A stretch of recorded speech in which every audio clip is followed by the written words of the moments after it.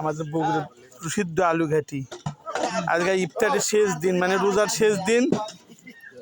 দেখেন গ্রামের লোক সবাই ইফতারে অংশগ্রহণ করবে, আলুঘাটি আর সাদা ভাত।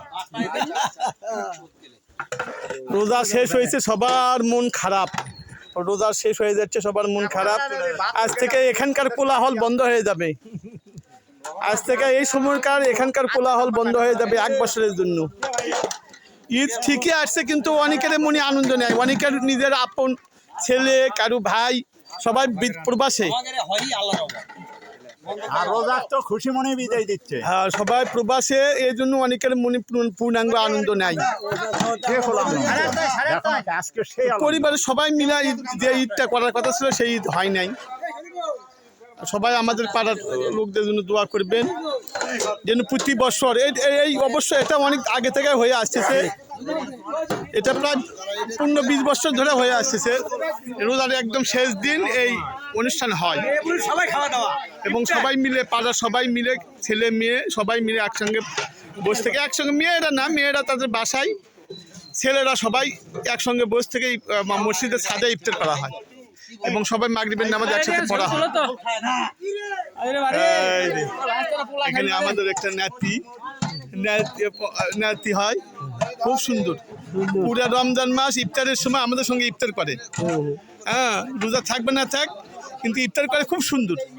ইফতার করেন ভাইয়া? হ্যাঁ, সবাই দোয়া করবেন আমাদের এই গ্রামের জন্য, এই পাড়ার জন্য, এই পাড়ার মানুষের জন্য, এবং এই পাড়ার যারা বিগত অতিবাহিত হয়েছে, যারা কবরে শুয়ে আছে, তাদের কবরে সবাই মাগফিরাতের জন্য আমরা দোয়া চাচ্ছি, দোয়া প্রার্থনা করতেছি। আপনারা সবাই এই পাড়ার যারা কবরে শুয়ে আছে তাদের কবরে আযাব মাফ করে দিবেন, মানে আল্লাহ তাআলা যেন কবর আযাব মাফ করে দেন। সবাই দোয়া করবেন এবং আমাদের এই অনুষ্ঠান যেন আমাদের মৃত্যুর আগ পর্যন্ত যেন আমরা চালাই নিতে পারি, সেই তৌফিক যেন আল্লাহ আমাদের দান করেন, সেই জন্য আমাদের জন্য দোয়া করবেন। এই দেখেন, এটা আমাদের নতুন মসজিদ, প্রায় 4-5 মাস হলো উদ্বোধন হয়েছে। সবাই মিলে প্রায় 1 কোটি টাকা খরচ করে এই মসজিদের কিছু ডোনার আজাদ বাবলু, মানে এবি গ্রুপ, এই মসজিদের কিছু ডোনার এবি গ্রুপ, আর বাকিটা এই পাড়ার লোকজনের অর্থায়নে এই মসজিদটা উদ্বোধন হয়েছে। না, এই মসজিদে আরেকটা বৈশিষ্ট্য হলো মহিলা এবং পুরুষ একসঙ্গে জামাত করা হয়। এই মসজিদের বড় বৈশিষ্ট্য, মহিলা এবং পুরুষ একসঙ্গে জামাত করা হয়।